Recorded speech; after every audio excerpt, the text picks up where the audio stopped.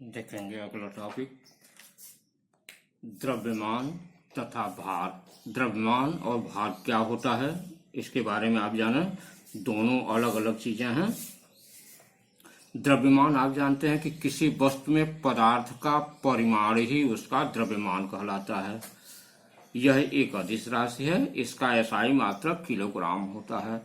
आप जानते हैं कि द्रव्यमान में इसका मतलब यह हुआ कि जो उसका परिमाण है, जो पदार्थ की मात्रा है, वही उसका द्रव्यमान होता है और इसीलिए इसको हम किलोग्राम में नापते हैं। भार जो होता है, वेट में आप देखेंगे पृथ्वी जिस बल से किसी वस्तु को अपनी ओर आकर्षित करती है वह उस वस्तु का भार कहलाता है।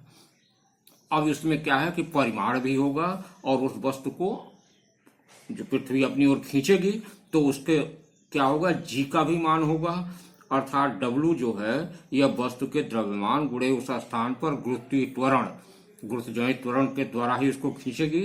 तो इस प्रकार जो है यह डब्लू बराबर एम इंटू जी के यह बराबर हो जाता है। इसका एसआई मात्रक न्यूटन होगा, क्योंकि इसमें जो है जब बल का प्रयोग हो रहा है, यह मतलब गुरुत्वीय त्वरण का प्रयोग हो रहा है, तो इसका एसआई मात्रक न्यूटन हो जाएगा। इस प्रकार आप 1 किलोग्राम वस्तु का भार जो है वह 1 किलोग्राम गुणे 9.8 मीटर पर सेकंड स्क्वायर, अर्थात यह बराबर 9.8 न्यूटन के बराबर हो जाएगा। जबकि भार के अतिरिक्त द्रव्यमान सिर्फ क्या है, 1 किलोग्राम है। और यदि उसी को हम भार में कहेंगे कि उसका 1 किलोग्राम वस्तु का भार कितना होगा, तो वह 9.8 न्यूटन के बराबर होगा। इसके बाद आप देखेंगे द्रव्यमान तथा भार में अंतर, यह अधिकतर पूछा जाता है। ये देखेंगे द्रव्यमान यह वस्तु में द्रव्य अथवा पदार्थ की मात्रा होती है, जबकि अभी आपको बताए हैं यह पृथ्वी के गुरुत्व बल के बराबर होता है, अर्थात डब्ल्यू बराबर द्रव्यमान और गुरुत्वजनित त्वरण जी। दूसरा, द्रव्यमान में केवल परिमाण होता है और यह एक अदिश राशि है। भार जो है यह परिमाण और दिशा दोनों होते हैं, अतः यह एक क्या है, एक सदिश राशि है। द्रव्यमान का एसआई मात्रक किलोग्राम है और भार का एसआई मात्रक न्यूटन होता है। अब स्थान के परिवर्तन से द्रव्यमान नहीं बदलता है, जबकि स्थान परिवर्तन से भार बदल जाता है, क्योंकि जी के मान में परिवर्तन होता है, इसलिए जो है इसका मान बदल जाता है। इसके अतिरिक्त एक पॉइंट और लिखा गया है किताब में कि यह भौतिक तुला से नापा जाता है, यह कमानीदार तुला से नापा जाता है। अभी आप लोग भौतिक तुला, कमानीदार तुला का प्रयोग किए नहीं हैं, इसलिए आपको नहीं बताए हैं, लेकिन फिलहाल आप जानते रहे हैं कि यह भौतिक तुला से नापा जाता है और यह भार जो है कमानीदार तुला से नापा जाता है। देखेंगे आगे इसमें किसी वस्तु का चंद्रमा पर भार कितना होता है, इसे ज्ञात करने के लिए आप पहले मानेंगे कि चंद्रमा पर किसी वस्तु का भार वह बल है जिससे चंद्रमा उस वस्तु को अपनी ओर आकर्षित करती है।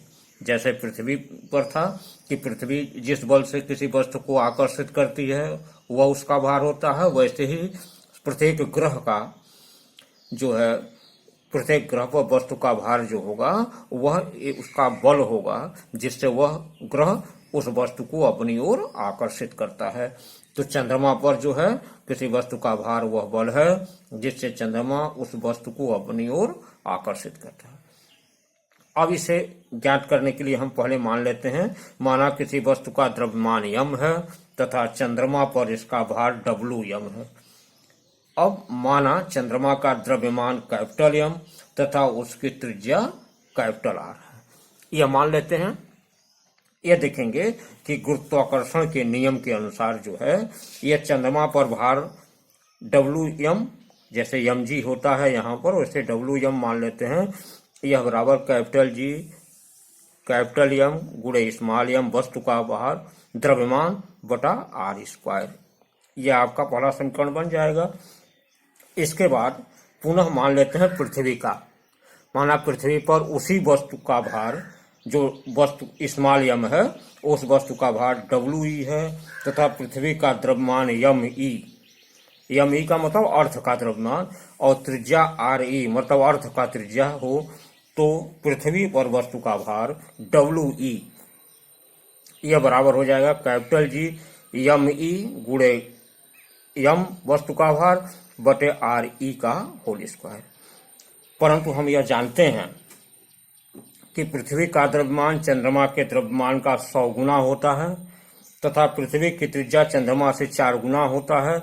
इसलिए इस समीकरण में हम क्या करेंगे कि इसको जो है चंद्रमा के रूप में जैसे हम रख देंगे कि जैसे यहाँ पर यह 100 गुना होता है, तो इसका मान ME का मान हम 100 यम कर दें चंद्रमा के भार के अनुसार और चंद्रमा के द्रव्यमान के अनुसार, और यहाँ पर यह आपका वस्तु का द्रव्यमान वही रहेगा, और त्रिज्या जो है हम जहाँ RE था इसको हम 4R स्क्वायर, मतलब यहाँ पर हमने ME का मान चंद्रमा के अनुसार जो है इसका 100 गुना कर दिए और RE का मान 4 गुना 4R स्क्वायर। तो आप यहाँ देखेंगे कि WE बराबर हो जाएगा, यह 4R स्क्वायर का वर्ग हो जाएगा 16R स्क्वायर। और समीकरण 1 को समीकरण, यहाँ समीकरण 2 हुआ और यहाँ यह समीकरण 1, यहाँ ये समीकरण 1, इस समीकरण 1 में समीकरण 2 से हम भाग दे देते हैं। भाग देने पर आप देखेंगे कि WM बटा WE मतलब चंद्रमा पर भार बटे पृथ्वी पर भार बराबर कैपिटल G M बटे R स्क्वायर, यह चंद्रमा पर है, और यह जो है 100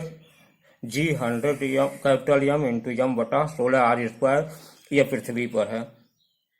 तो इसको आप देखेंगे कि यह नीचे वाले से भाग दे रहे हैं तो यह पलट जाएगा, ऊपर चला जाएगा 16R स्क्वायर बटे G 100 M गुणे M।